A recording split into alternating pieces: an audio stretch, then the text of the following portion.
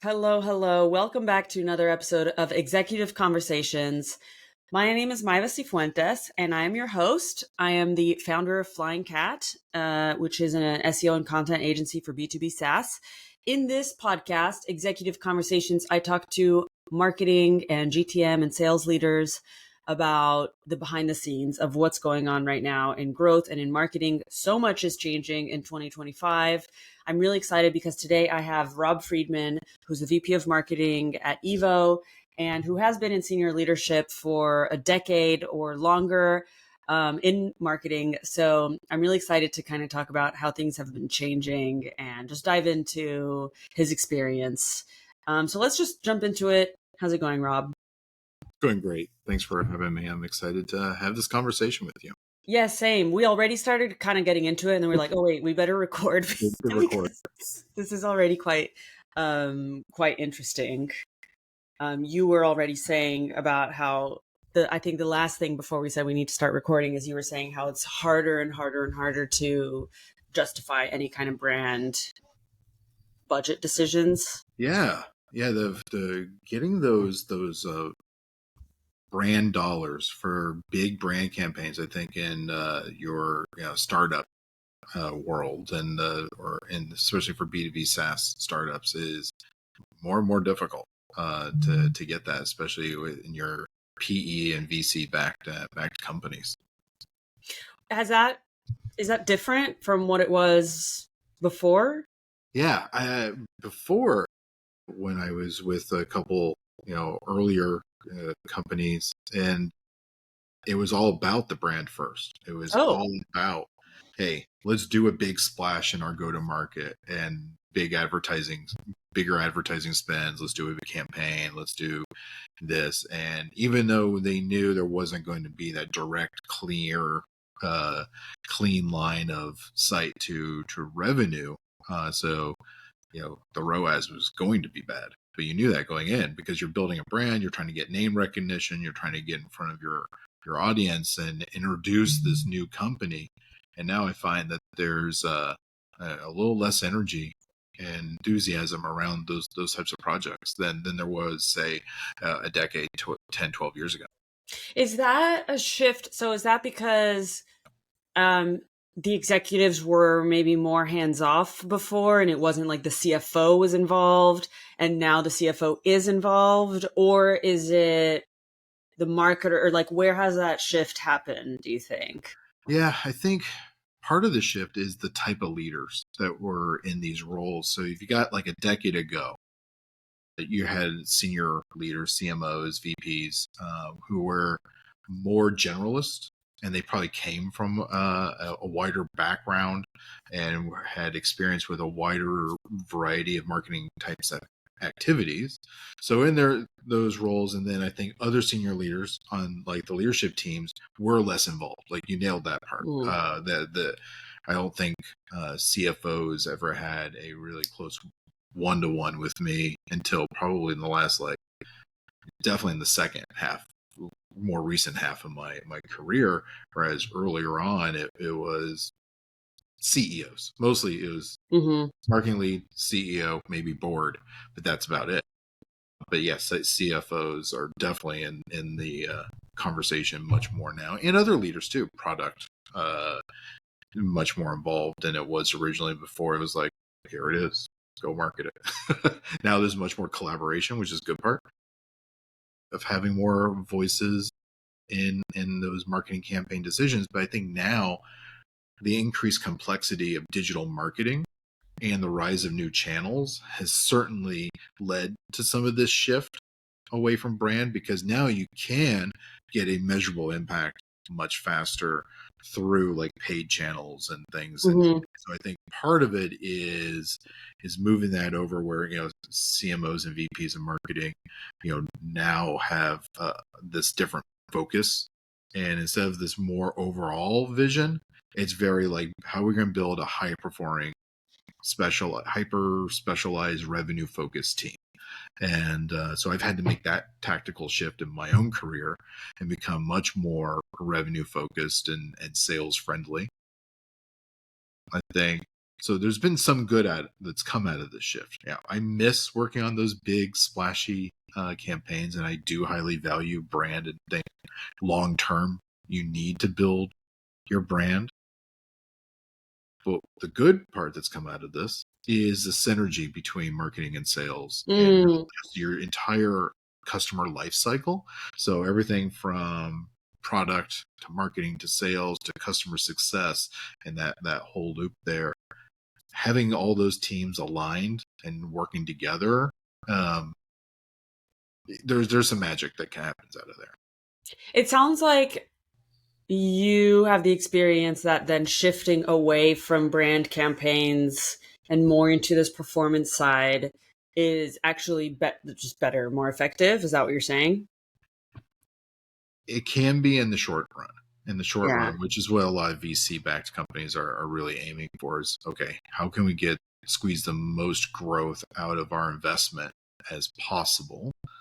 And if you're going to spend 250, $500,000 on a big brand campaign and not be able to tie it back to directly to some significant revenue, that's going to be a very tough pill for the VC to swallow. Or like, so I gave you $5 million, you just spent $1 million on ads, billboards, and what are you going to show for it? So I think that this then over back then, data was important, of course. Technology was important, but now everything is a data-driven decision. And if you can't back up your decisions with data, you're almost like laughed at. Yeah. And I think, and now like the billboard campaigns and things, that's kind of like, that's what you use with your budget when you've got leftover. That's what you use when you're trying to support something else, like maybe a key event or something like that. You're trying to do like, and I did this at a couple of previous places where we had billboards at events with competitors, or did like those like taxi cab wraps and stuff, and was doing some promos around that. But it was all in support of something else larger that was hyper measurable. Right. Okay. So the brand campaign itself wasn't, but it was supporting something else that was, and Correct. you had the outcome there. Exactly. And now it is quite interesting how everything is becoming. I mean, like you say, everything was data driven before, but I do feel like even when I started the agency 5 years ago, I could close a deal with an idea, like a vague idea, or Yeah. just saying, here's how I do things. And now I have to have very exact data driven plan before I even close a client. Well, yeah, I think that is the rise that our digital first marketing, omni-channel marketing is really. So you had your more traditional channels that were print. Oh geez, who's doing that still? I mean, really not a lot. Not, especially not B2B SaaS. But you had like direct mail, you had your digital, it was still digital marketing, but it wasn't the central focus. Now it's all digital, really. And even anything you do in the physical realm of things, you're doing like ABM gifting platforms and stuff are highly measurable and still digitized, and measuring the outcomes of those. Now SEO. I mean, SEO and now LLM SEO, which I caught your last session on, by the way. Those great insights. I think half my team they are loyal subscribers, so thank you. And so that social content, all these things come together and create the omni-channel. Now that we didn't have that before, over a decade ago, you didn't have the tools and the technology to pull that all together, and now you do. So you mentioned earlier that you have to provide the short-term wins, and I was wondering because I see a lot when you're speaking to a manager, they're thinking about the next quarter, but when you speak to a CEO, they're thinking about the next 5 years, sort of thing. But I haven't really seen that in practice, because I feel like the content marketing manager might be thinking about the next 5 years, and the CEO is thinking about the next quarter. Yeah. Uh, How are you I, seeing that? I see a lot of the same thing. I think depending on how on the management framework that the company is built on, I think the newer, younger startups, your Series A through C startups, they're very much living quarter to quarter. They're living round to round. They are looking for, I think, the age of spend, whatever you need to spend to grow. Those days are gone. So I think there's a tighter controls and accountability. And I'm not afraid of accountability. I think accountability is good. But I think due to that shift where it was, hey, you got your Series A, your Series B, now let's just go spend it. Let's just grow like crazy, and we'll sort out the ROAS later. And okay, so your CAC to LTV ratio is a little off, but we're growing. We're gonna get our next round. We'll that's a Series C problem. That's a go public problem. Those days are gone. So now the scrutiny and the accountability that you would be held at a more mature level is coming earlier in the cycle for companies. And I think that's what's driving CEOs to be okay, month to month, quarter to quarter, where we stand, and that's why CFOs are more involved in the conversation. And there's good and bad that comes with that. And I think, but you're right. We got, I have it on my team now. There's product marketers who are thinking, okay, what are we going to do? What's our 5-year, 3-year, 1-year plan? Like they've got that mapped out, and we're working on that. But we're like, okay, what are we doing for next quarter with this new GTM launch? That's It's less next clear. quarter's problem. It's next quarter. Well, it actually needs to be this quarter's problem. Yeah. so I think so I've seen the same thing you're seeing. Is the CEOs are very focused on what's right in front of them and not freed up to look longer down the path. And I think part of it is the funding cycles. I think bootstrapped companies or older, more mature companies have some of that flexibility. So EZO is like, I'm going to call it a gray-haired startup. We're still innovating and launching new products and new solutions, but we've been around for like 16 years. So we have the youthful energy and the vibrance of a startup, but it's got some maturity behind it. It's got long-term planning and projects, and we have a strategic place where we want to take the platform 5 years from now, and that does help. But that's because we're bootstrapped, founder-led, bootstrapped company that doesn't have a VC going, okay, yeah, I need my return on this investment, and you've got 3 years, and we now need to do our Series B and our C and our D and prepare for IPO or acquisitions, and there's none of that distraction going on. So I think you get two different types of energy. One side when you're PE or VC backed, and you've got many different. It also depends on there's great VCs. I've worked with some wonderful value add VCs. I'm not going to give them advertising, but I've worked with them. They know who they are. And then I've worked with ones who they just are they're focused on what I would think is not what's best for the company, but they are doing what's best by their shareholders. But then I've worked with others who are phenomenal value adds and bring something more to the table than just money. And I think on the bootstrap side of things, I've worked with companies who have strategic leaders who can see down the road and see the value of building their brand and long-term incremental success, and who are comfortable with that. And then I've worked with others who are just, it's a lifestyle business for them. It's bootstrapped because they want to keep it small and simple. There's nothing wrong with that. It's like you build what you want, you build what you love, and not everything needs to be a unicorn. And so the marketing that you do and like how you make decisions to pitch strategy, all of that, that all comes from what style of leadership, like where the company wants to go based on the leader or the VCs? It does. You do kind of have to tailor your own, your own path and your own way you pitch, and thinking about it's kind of like the same thing you do with what a company does to their prospects. Is you got to find the unique value proposition that is going to help your audience meet their goals. What keeps them up at night? What keeps my CEO up at night?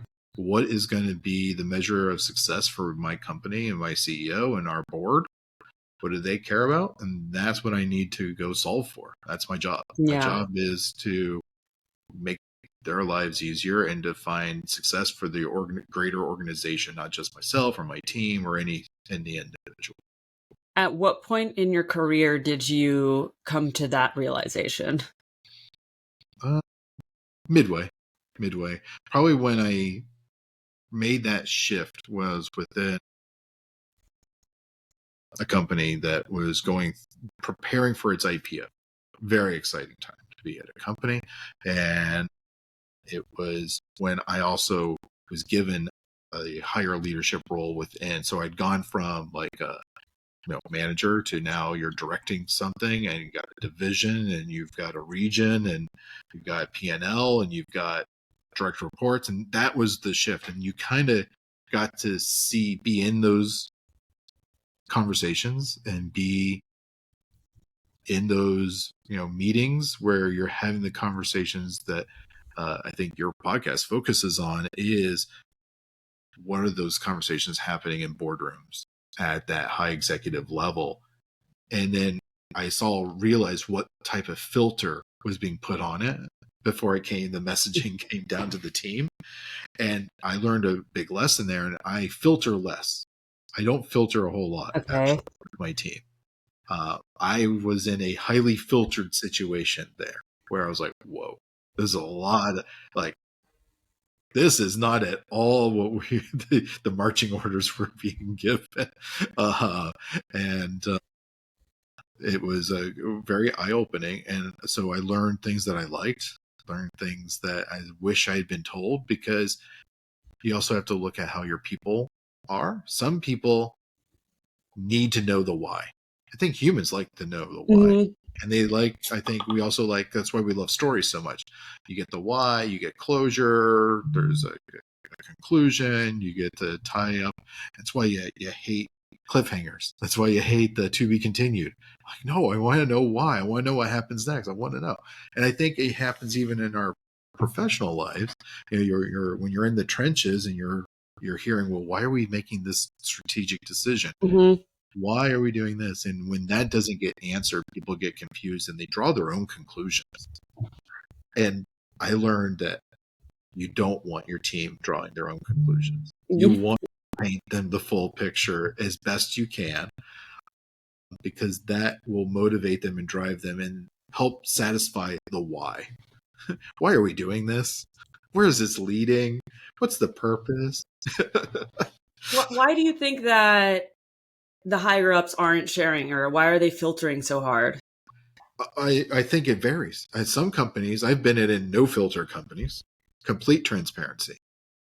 And that's almost too much. So I think you have to strike balance. And I think in some companies, there is a heavy filter to they're either trying to protect their people, and they think they just can't handle the pressure. And there was a lot of pressure preparing to go public, and the scrutiny, everything and then the due diligence that was happening with with the banking partners and everything.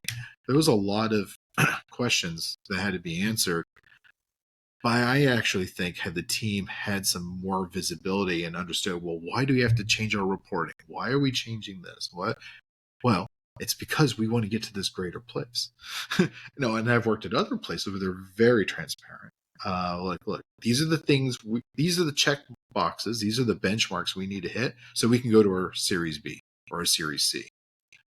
This is where our data needs to be. This is the quality of our analytics and reporting that needs to be. And those are the executive conversations. Mm-hmm. It's like, is our data room ready to open it up to investors? Can we answer hard questions? Can we will, play act. Okay, hey, poking holes. Okay, explain that. What are you going to do, and how do you? And that I actually found much more valuable, and because then I do that exercise with my team and ask them, okay, so explain this. You're doing so when you learned how to prepare for an IPO, you pulled those lessons into EZO and your team now? I do. Even though we're not going from, but it's still that holding of accountability. That level of Yeah. accountability was a different level than I'd seen before in my career. And I thought they were good lessons. It's like, why do we wait? Why are we waiting for this level Yeah. of due diligence and data analysis and accountability? Why wait? Let's do that sooner, and then things do move smoother. Like there's something about sunlight on the whole process that is sanitizing and helpful. What kind of things, for example, would a company at your current size without you not be looking at, but they would have to start looking at it if they're preparing for an IPO? It's that looking at spend analysis, being very thoughtful about where the money is going and what it's being used for. I think noticing leaks in the bucket and saying, wait, so it's not just about channel, but campaigns, and digging a little deeper into that. And it's like you can identify waste. It's eliminating waste and being more efficient. And I think companies of all sizes and structures Mm-hmm. could do better to exercise that. So that's why I do like having CFOs in the picture, because they have that mindset. A lot of marketers don't. They don't. No. And it's really hard to drill it down to that because a lot of them want to say that you can't put a money value on X and Y activity. Yeah, exactly. How would you respond? Do you ever have people in your team trying to say that? And how do you, I mean, I guess not anymore because they know that you're going to ask them. They've Oh, probably been trained from you, but how would you respond to that? I mean, I think one of those different strategies that I deploy with my team is, I'm asking, like, how well do we know our customers, the brand, what's the buyer journey really like? And one of the things we uncovered, recently actually was, we had mapped out and understand the buyer journey very, very well for the U.S. market. We do not or did not know it for the international market, in particular, Western Europe, UK, Western EU. And I was like, and that was a blind side. I was like, why are those campaigns failing? Why is North America doing really well? Why is Latin America doing really well? What's going on there? And really, we'd gotten, I don't know, lazy or whatever the blind side of it was, is applying the same logic and the same buyer journey analytics to Western Europe Yeah. and the UK, and realizing we're just not buying or getting in front of the right eyeballs at the right stage and on the right platforms, and that it truly is different. Just and we went through kind of like a little scramble there to really do some good user interviews and figure out how they found us and where they are, and learning more about them, and that they are different. They were approaching their search for our types of solutions differently than the North American market or the Latin American market even, and looking at that. So first is, what is your buyer journey and your personas, and not falling into the trap of one size fits all Mm-hmm. marketing. I think you find success and you kind of double down on that, and you're like, all right, great, let's apply this everywhere. No, didn't work. So learn that, and learned it fast, and it's okay. And I think The other thing that you do when you're preparing for an IPO that you should be doing at all levels is thinking about the narrative of your company, your brand story, and making sure that you're telling that brand story in a way that's compelling, not and of course you're trying to come make it compelling for investors, but you want to make it whatever resonates with them is going to resonate with a customer too. And I think there's still a lot of people who when they are making a purchase, like a large enterprise software purchase or even one for a small mid-sized business, they're building a relationship. Mm-hmm. And they're buying into your story, your narrative, and making sure that you've got a compelling brand story. Like, what are you doing for them? Is really important to have that well understood and well lined up. So sales and customer success and everybody is telling that same unified story. So it's consistent across the board is very key. It's funny because I feel like that's something that everybody says you should do from the very beginning, Right. but if nobody actually gets to it until It's a nice to have, not a need to have, I think, in a lot yeah. of books. And when really it should be done, like you said, it should be done always. I think everyone talks about it, but in the rush of doing, and this is like the real talk of marketing is there's things that should be done that just you only have so much time and Yeah.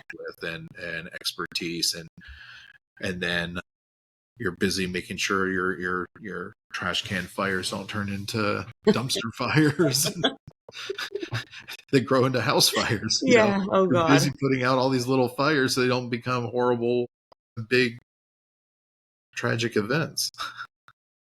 All right. Well, that sounds like a good place to wrap it up. Rob, this has been a great conversation. Thank you for sharing all of your insights and your journey with me today. Oh, absolutely a pleasure. Thank you for having me. And as always, for those who are watching or listening, feel free to connect with Rob on LinkedIn. And if you enjoyed this episode, remember to share it with somebody. Let us know you watched it or listened to it and give it a like. And we will see you on the next one.